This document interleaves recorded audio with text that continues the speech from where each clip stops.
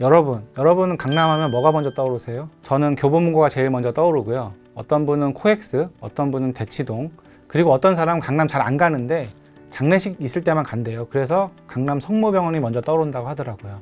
이렇게 강남하면 떠오르는 게 다양한데 어르신들한테 여쭤보면 열의 일곱은 강남 거기 옛날에 배밭이었어. 강남 맨날 물에 잠기고 사람 살 곳이 못 돼. 이런 얘기들을 많이 하세요. 네, 어른들이 얘기하는 옛날은 1960년대까지를 말씀하시는 것 같아요. 1960년대는 박정희 정권 시절이었는데 비만 오면 침수가 되는 강남 때문에 골머리를 앓고 있었다고 해요. 그래서 박정희 대통령은 당대의 최고 라이벌이라고 불리는 삼성의 이병철 회장과 현대의 정주영 회장을 불러서 강남 침수 문제를 해결하라고 지시합니다. 이건 단순한 경쟁이 아니었어요. 두 기업의 자존심이 걸린 문제였죠. 삼성 이병철 회장은 지시를 받자마자 국내 전문가는 물론이고 해외 전문가까지 삼성이 동원할 수 있는 모든 인력을 동원해서 이 소양강댐을 어떻게 만들 것인가 계획을 짜기 시작합니다. 그런데 정주영 회장의 마음은 딴 곳에 가 있었던 것 같아요. 회사에 돌아온 정주영 회장은 직원들한테 현금을 최대한 모으게 하고 강남 일대 부동산을 마구 사들이기 시작합니다. 강북도 아니고 논밭이 전부인 강남 땅을 왜 사야 합니까? 앞으로 고급 아파트와 백화점이 들어서면 얘기는 달라지지. 강남은 이제 부자 동네가 될 거야. 네, 우리는 모두 그 결과를 알고 있죠. 삼성이 댐을 지어서 강남 침수 문제를 해결하자 현대는 매입한 땅에 현대백화점, 현대아파트 등을 지었고 그게 지금 최고의 땅값을 자랑하는 코엑스 현대백화점입니다. 그리고 이는 소위 부동산 시장에서 말하는 강남 불패 신화의 시초가 됩니다. 오늘 살펴볼 주제, 대한민국 부동산 부의 역사입니다. 논밭밖에 없는 강남 땅을 왜 사냐는 직원의 질문에 정주영 회장이 확신에 차서 강남은 이제 부자 동네가 될 거야 라고 말한 거 기억하시죠? 비만 오면 잠기고 강북과 달리 인프라도 없고 그야말로 깡촌에 불과했던 강남을 어떻게 부자 동네가 될 거라고 장담할 수 있었을까요? 그의 큰 그림은 이랬습니다. 당시엔 강북과 강남을 오가려면 나룻배를 타고 다녀야 할 정도로 소외된 곳이었지만 댐을 건설해서 침수가 해결되면 다리도 놓고 집도 짓고 학교도 짓고 하면서 자연스럽게 인구가 늘어날 거라고 생각한 겁니다. 인구가 늘어나면 부동산 가격이 오르는 건 당연한 거죠. 각하가 왜 갑자기 침수를 해결하라고 하실까? 혹시 강남이 개발되나 이 드넓은 땅에 아파트와 백화점을 짓는다면 게다가 정부 주도하에 도시계획이 시작된다면 부동산 투자에 있어서 엄청난 호재라고 생각한 겁니다.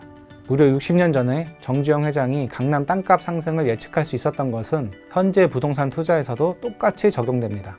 첫 번째, 교통 호재입니다. 예나 지금이나 교통 호재는 부동산에 있어서 가장 중요한 요소입니다. 지금도 GTX 착공이나 지하철 노선 연장 얘기가 나오면 그 주변 땅값이 크게 뛰죠. 2020년 서울 문산 고속도로 개통 후에 파주 운정단지의 부동산이 크게 뛴 것도 이 때문입니다. 두 번째, 도시계획입니다.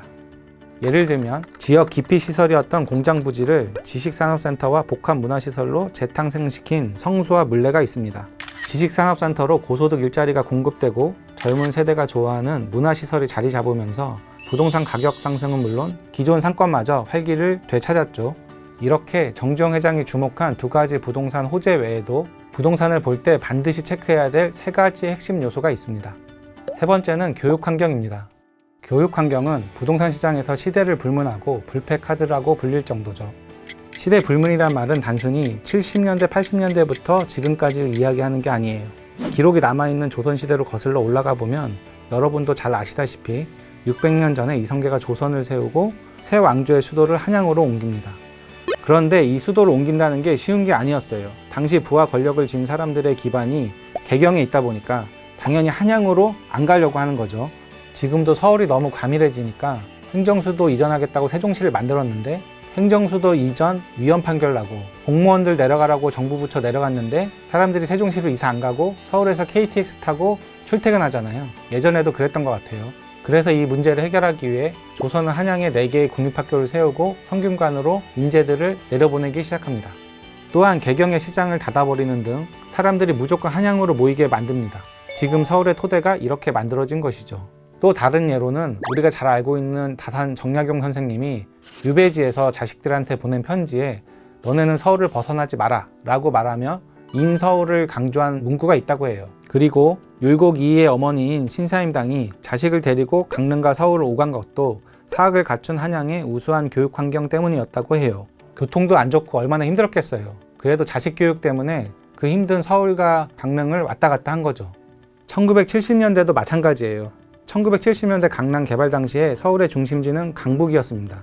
명문고는 광화문 일대에 모여 있었고 상업의 중심지는 명동에 있었습니다. 의욕적으로 강남을 개발하긴 했지만 당시 강북 사람들은 어지간해서는 강남으로 안 가려고 했어요. 이때 600년 전과 비슷한 상황이 다시 펼쳐집니다. 정부는 강남에 아파트를 지어서 공무원들한테 강제로 분양했고요. 이마저도 먹히지 않자 경기고, 휘문고, 경기여고 등 전통의 명문 학교를 강남으로 이주시켰고 전두환 정권까지 이어져 좋은 학교를 계속 강남으로 보냅니다. 강남 8학군이 이렇게 탄생하는 거죠. 그리고 강북과 강남을 연결하는 순환선으로 지하철 2호선을 만듭니다.